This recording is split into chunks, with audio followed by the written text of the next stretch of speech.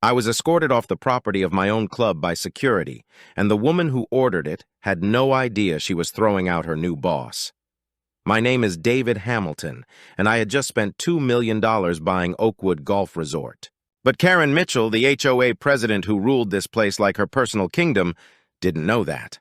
What she also didn't know was that I had 20 years of resort management experience and legal documents that would soon make her the most embarrassed woman in the county. Within a month, I would gather intelligence on her control tactics, quietly implement improvements that proved my expertise, and then reveal my ownership at a packed HOA meeting where her authority would crumble in front of everyone she thought she controlled. 3 months earlier, I'd closed the deal on Oakwood Golf Resort.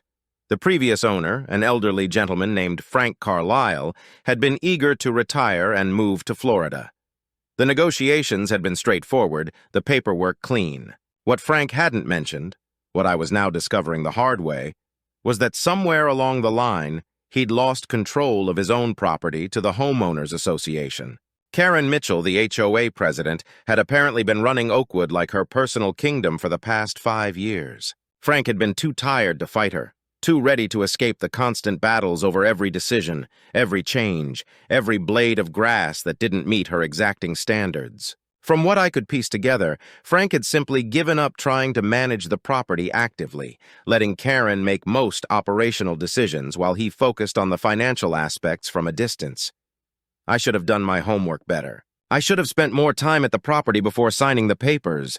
But the financials looked good, the location was perfect, and I'd been eager to finally own something that was entirely mine after 20 years of working for other people in the hospitality industry. 20 years of managing hotels and resorts had taught me how to deal with difficult situations, demanding guests, and complex staff dynamics. I'd successfully turned around 3 failing properties, modernized outdated operations at 2 luxury resorts, and managed teams of hundreds of employees.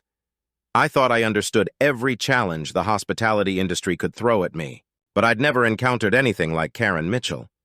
Now, sitting in my car outside the gates of my own resort, I realized I'd walked into a war zone. The incident that led to my embarrassing escort had been simple enough.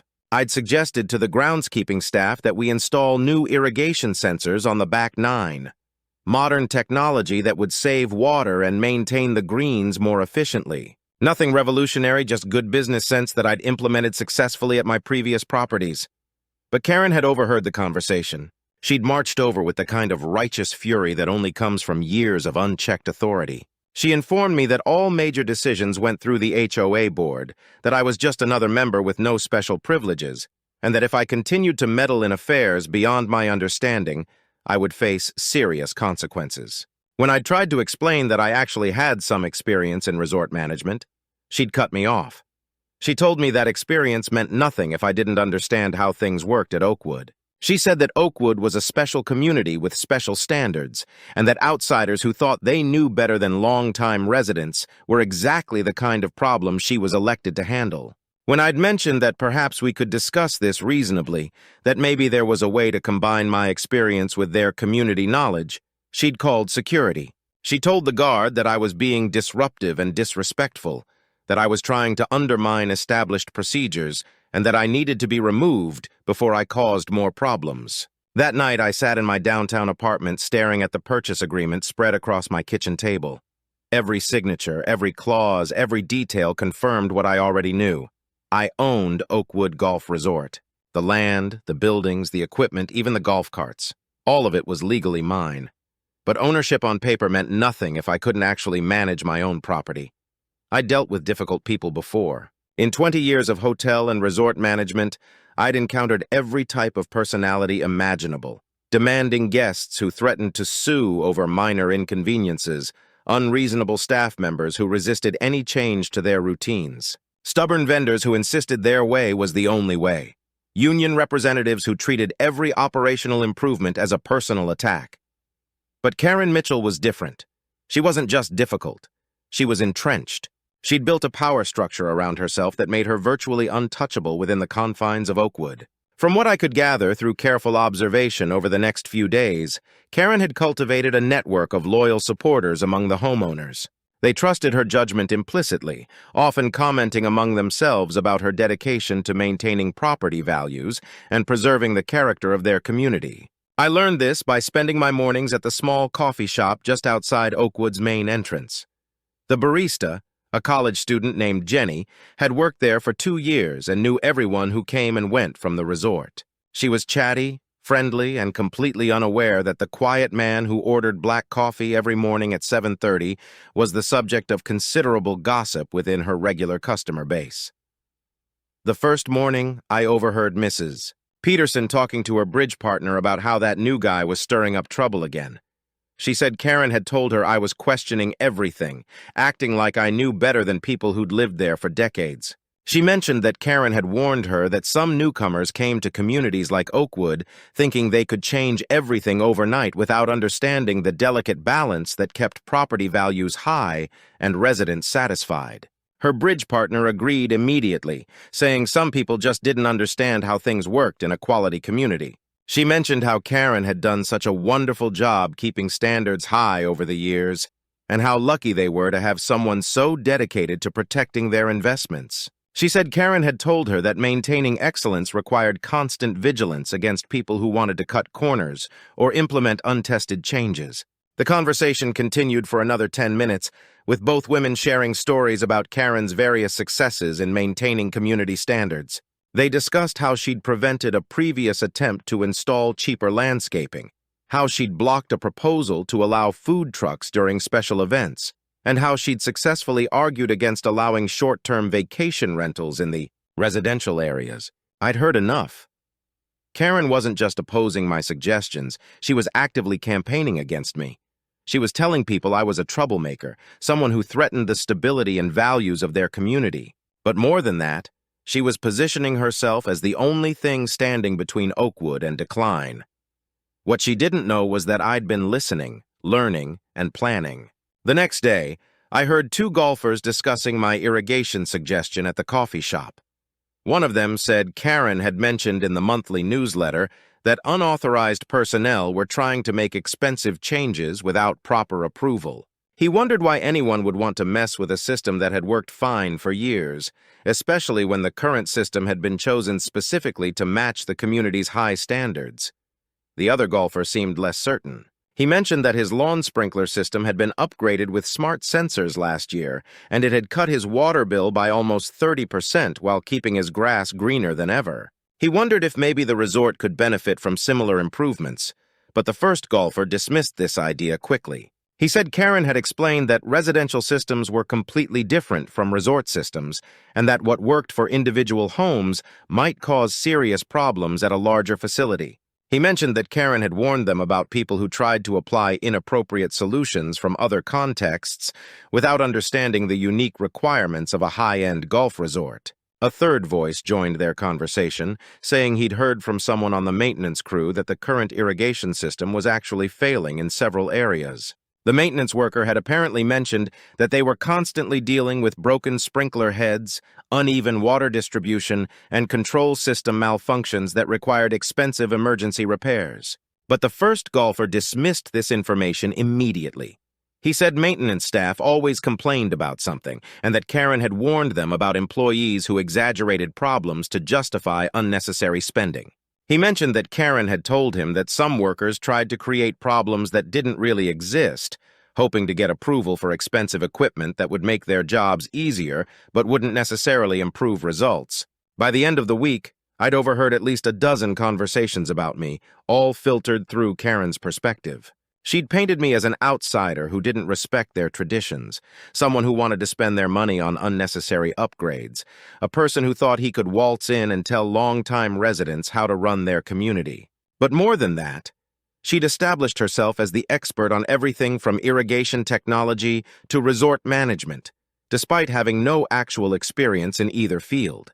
The frustrating part was that some of what I overheard suggested people might be open to improvements if they were presented properly. Several residents mentioned concerns about rising maintenance costs, outdated facilities, and declining guest satisfaction. But Karen had framed every potential solution as a threat rather than an opportunity. During my second week of coffee shop surveillance, I overheard Mrs. Peterson talking to a different friend about the upcoming monthly HOA meeting. She said Karen had told her they would be discussing new policies for managing unauthorized changes to resort operations. Karen had apparently expressed concern that if they didn't establish clear boundaries now, they might face bigger problems later. Mrs. Peterson's friend asked what kind of problems, and Mrs. Peterson explained that Karen had warned her about communities where property values had declined because residents allowed unqualified people to make operational decisions. She said Karen had shown her examples of other golf communities where poor management decisions had led to decreased guest satisfaction, negative online reviews, and ultimately reduced property values for homeowners. The friend seemed worried about this possibility and asked what they could do to prevent it. Mrs. Peterson said Karen had assured her that the HOA had the authority to protect community standards, but that they needed to be proactive rather than reactive. She mentioned that Karen had suggested they might need to establish formal procedures for approving any changes to resort operations, no matter how minor they might seem. This conversation revealed something important about Karen's strategy. She wasn't just opposing my specific suggestions, she was building a broader case against allowing any changes that she didn't personally approve. She was using fear of property value decline to justify expanding the HOA's control over resort operations. But I also began to hear other voices, people who were less convinced by Karen's arguments. Jenny from the coffee shop mentioned that one of her regular customers, a retired businessman named Mr. Chen, had been asking questions about the irrigation controversy. He'd apparently told her that in his experience, successful businesses needed to upgrade their systems regularly to stay competitive. Mr. Chen had asked Jenny if she knew anything about the new guy who was proposing changes. When she said she didn't know much, he'd mentioned that he was curious about the person's background and qualifications. He'd said it seemed odd to him that someone would propose expensive changes without having some expertise in the area. This gave me an idea. If people were curious about my background and qualifications, maybe I could find a way to share that information without directly confronting Karen's narrative. My first move was subtle. I contacted the head of maintenance, a man named Roberto, who'd worked at Oakwood for 15 years. Unlike the other staff members who seemed nervous around me after Karen's warnings, Roberto was practical and direct. He cared about doing his job well, regardless of office politics. I met him at a diner 10 miles away from Oakwood, well outside Karen's sphere of influence.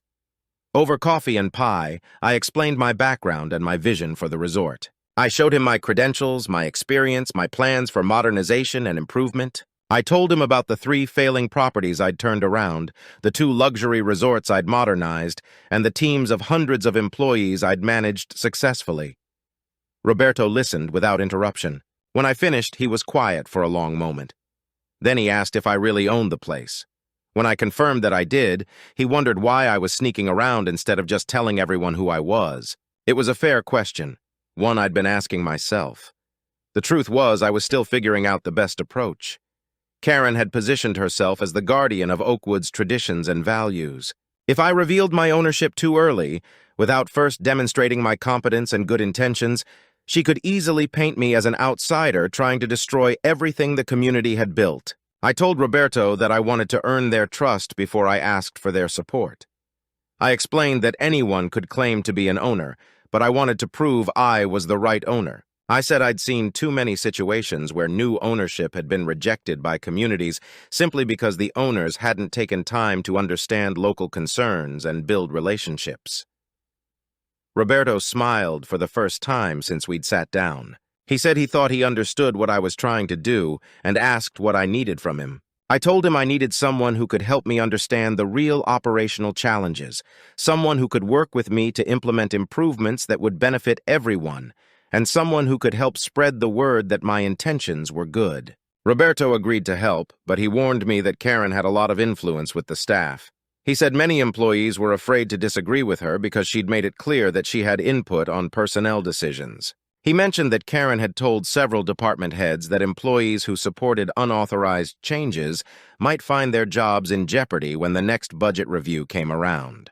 This information revealed another layer of Karen's control strategy. She wasn't just influencing homeowners. She was intimidating staff members into compliance by threatening their job security. Over the following weeks, Roberto became my inside source and my secret ally. He helped me understand the resort's operational challenges, the maintenance issues that had been deferred due to budget constraints, and the staff's concerns about job security and working conditions. He told me about equipment that was failing but couldn't be replaced because Karen insisted on approval for all expenditures over $500. He described maintenance procedures that were inefficient but couldn't be changed because Karen had declared them to be the established standard. More importantly, he helped me implement small changes that would improve efficiency without attracting Karen's attention. We upgraded the computer system in the pro shop, streamlined the scheduling process for tea times, and improved communication between departments. Nothing flashy, nothing that would appear on Karen's radar, but improvements that made everyone's job a little easier and more effective. Roberto was careful about how he implemented these changes. He made sure they appeared to be routine maintenance or minor adjustments rather than significant modifications. He trained staff members to use the new systems without mentioning that they were part of a broader improvement plan. He scheduled the installations during times when Karen was unlikely to be monitoring resort operations closely. The staff began to notice these improvements, even if they didn't understand their full significance. They didn't know I was the owner, but they knew I was someone who understood their work and wanted to help them do it better. Word spread quietly through the employee network that the new guy, the one Karen was always complaining about, actually had some good ideas and seemed to care about making their jobs easier. I continued my morning routine at the coffee shop, gathering intelligence about how these changes were being received and how Karen was responding to them. Jenny mentioned one morning that the lady with the perfect hair, her description of Karen, had been complaining about unauthorized computer upgrades. She'd apparently told several people that someone was making changes without permission and that it set a dangerous precedent for community governance. But I also overheard more positive reactions. Two maintenance workers discussed how the new scheduling system made their jobs easier and reduced conflicts over equipment usage. A pro shop employee told her friend that the computer upgrade had eliminated most of the booking errors they used to deal with daily, and that customers seemed happier with the faster service. One particularly interesting conversation involved a groundskeeper who mentioned to his colleague that the new irrigation sensors were already showing impressive results. He said the system was using 20% less water while maintaining better green quality than they'd achieved in years. His colleague seemed amazed by this and asked if management knew about the improvements.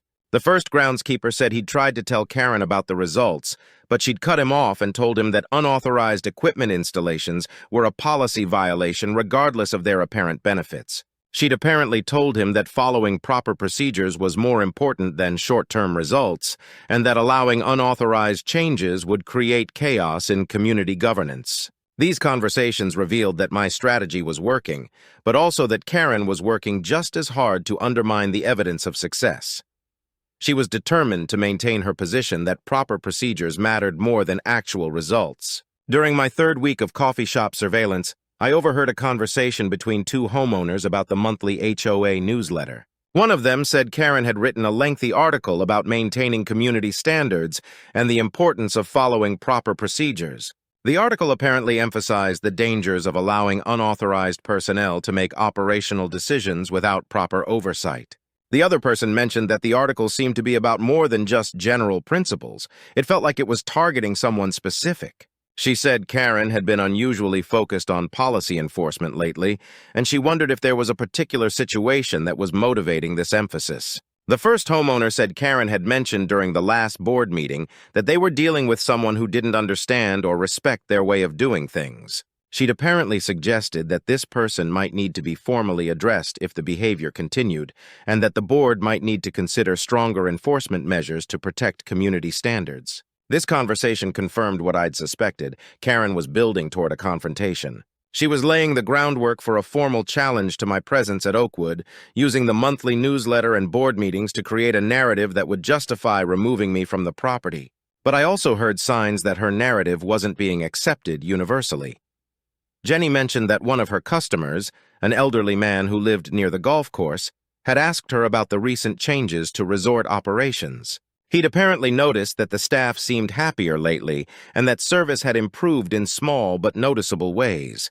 When Jenny asked him what he meant, he'd explained that the pro shop staff were more efficient and friendly. The maintenance crews seemed better organized, and the overall atmosphere at the resort felt more positive. He'd wondered if there had been some kind of management change or training program that was responsible for these improvements. Jenny had told him she didn't know about any official changes, but that there had been some controversy about unauthorized modifications to operations. The elderly man had seemed surprised by this, saying that any changes that improved service and staff morale seemed like good things to him.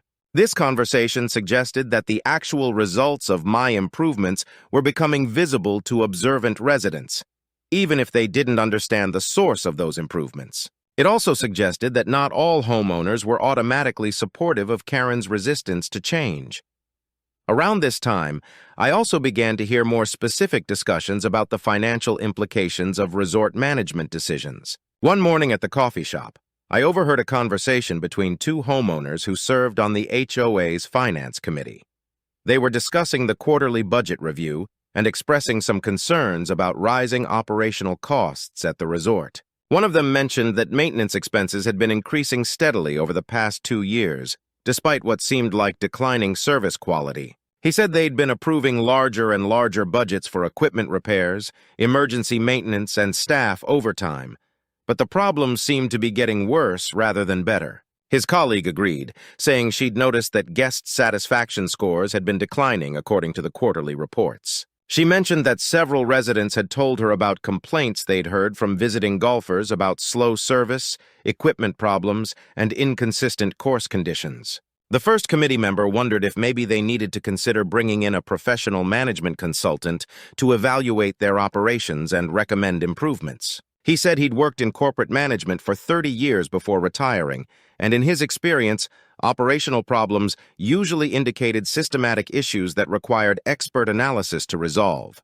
But his colleague seemed hesitant about this suggestion.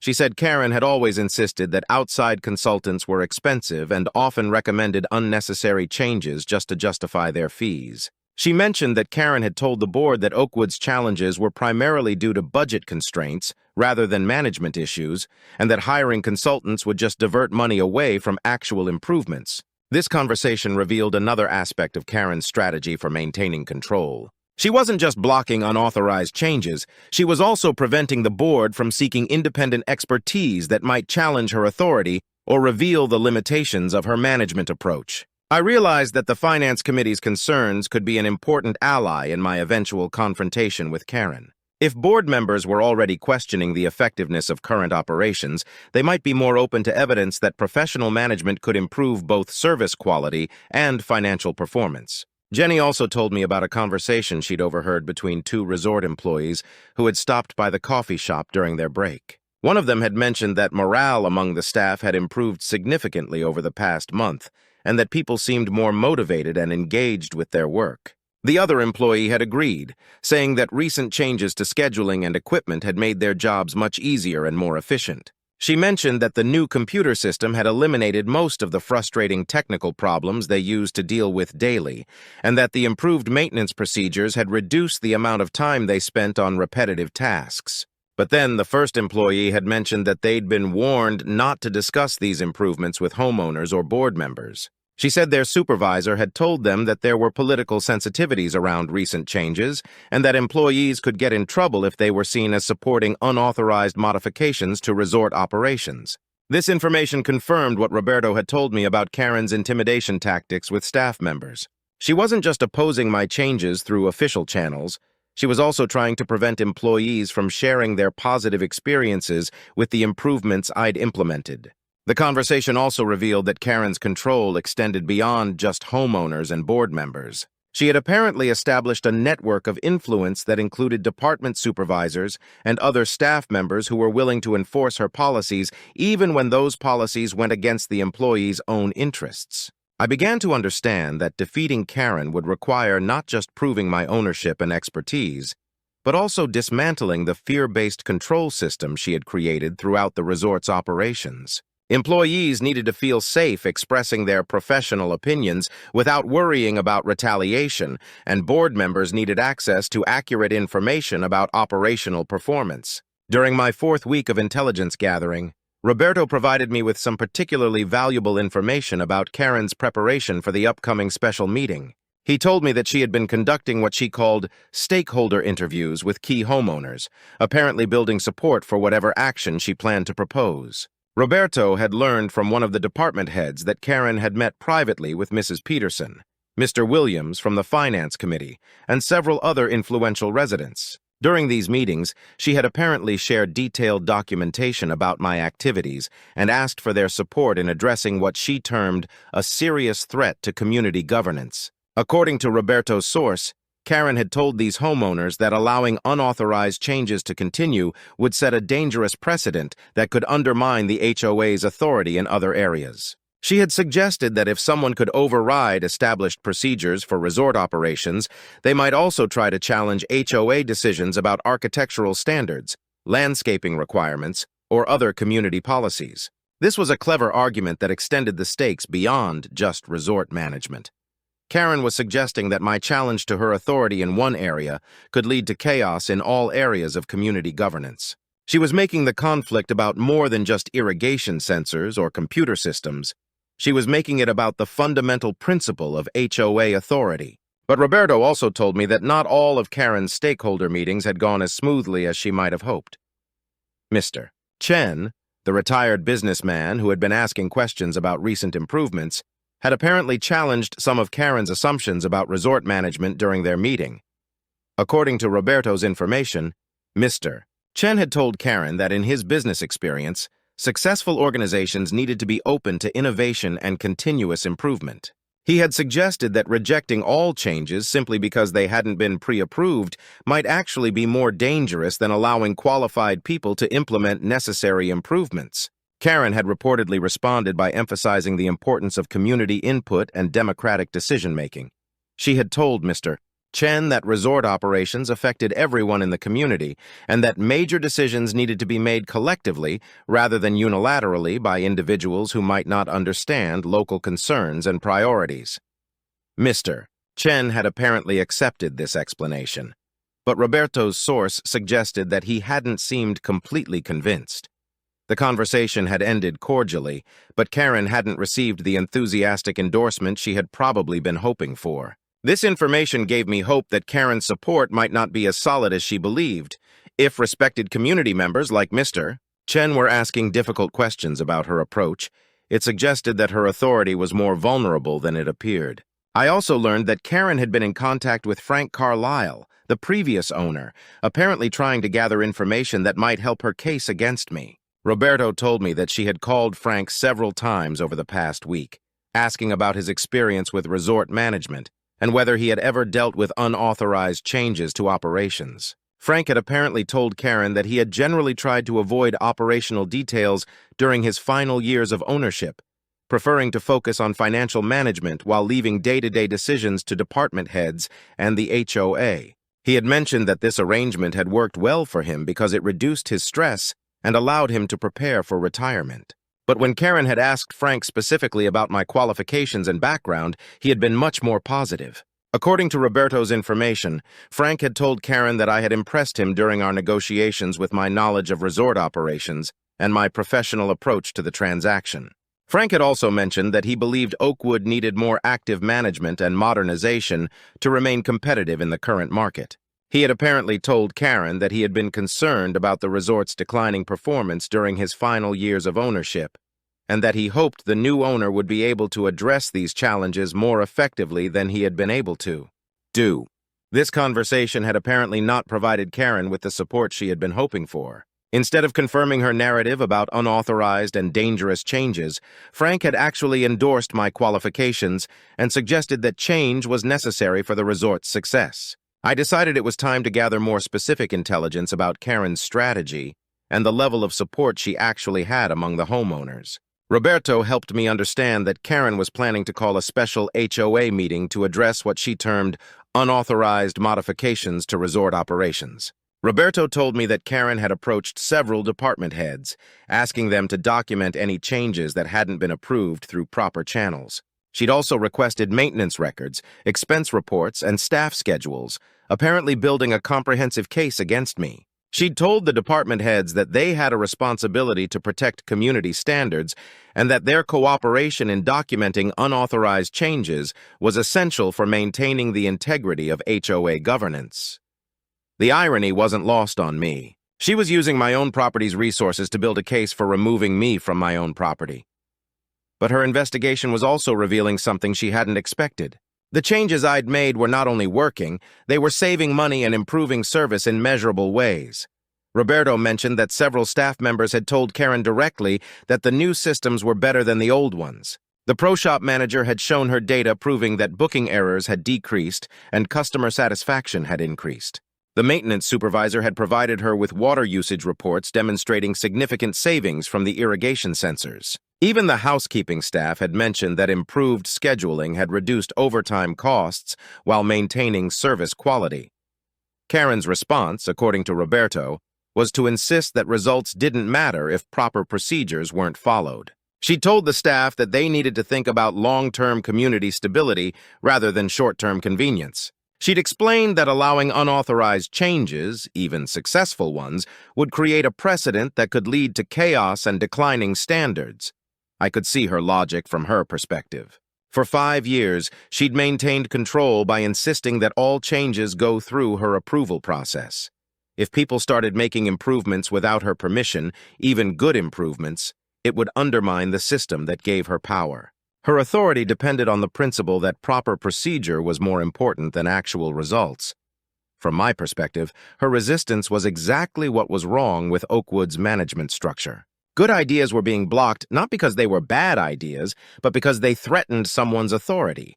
The resort was being held back not by lack of resources or expertise, but by a governance system that prioritized control over performance.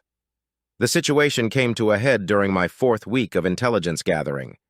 I overheard Mrs. Peterson telling another resident about a conversation she'd had with Karen about property values. Karen had apparently expressed concern that unauthorized changes could affect the resort's reputation and, by extension, the value of surrounding homes. Mrs. Peterson seemed genuinely worried about this possibility. She mentioned that her house was her largest investment and that she depended on Karen's expertise to protect that investment. She said Karen had shown her examples of other communities where poor management decisions had led to decreased property values, and she was frightened by the possibility that similar problems could occur at Oakwood. But then her conversation partner mentioned something interesting. She said her son worked in hotel management and had told her that most successful resorts updated their systems regularly to stay competitive. She wondered if some changes might actually help property values by keeping the resort attractive to guests and maintaining its reputation for quality. Mrs. Peterson admitted she hadn't thought about it that way, but said she trusted Karen's judgment because Karen had been so effective at maintaining standards over the years. She mentioned that Karen had never steered them wrong before and that she couldn't imagine questioning her expertise now. This conversation revealed the key to Karen's power. People trusted her not because they understood resort management, but because she'd convinced them that any change was dangerous. She'd made herself indispensable by making everyone else feel vulnerable. She'd created a system where questioning her judgment felt like risking everything they valued about their community. But the conversation also revealed a potential weakness in her position. People were starting to hear alternative perspectives, even if they weren't ready to act on them yet. The homeowner whose son worked in hotel management represented a different source of expertise, one that contradicted Karen's insistence that change was inherently dangerous. I realized that defeating Karen wouldn't just require proving I was the owner, it would require proving that change could be positive, that improvements could enhance rather than threaten what people valued about Oakwood. I needed to demonstrate that professional management and community values could coexist, that progress and preservation weren't mutually exclusive. The special meeting was held on a Thursday evening in Oakwood's main clubhouse. Nearly 60 homeowners attended, more than Karen had probably expected. Word had spread about the mysterious troublemaker who was supposedly undermining the resort's management, and people were curious to see the confrontation for themselves. The special meeting was held on a Thursday evening in Oakwood's main clubhouse. Nearly 60 homeowners attended, more than Karen had probably expected. I arrived early and took a seat in the back row. Karen was at the front of the room, clearly in her element.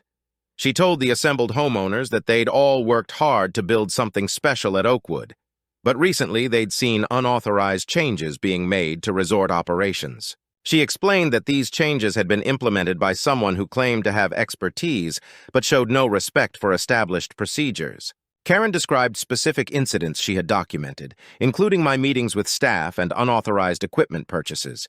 She told the audience that the board needed to take immediate action to protect community standards. Then Karen announced that it was time they heard from me. The room fell silent as I stood up and walked to the front, carrying my leather portfolio.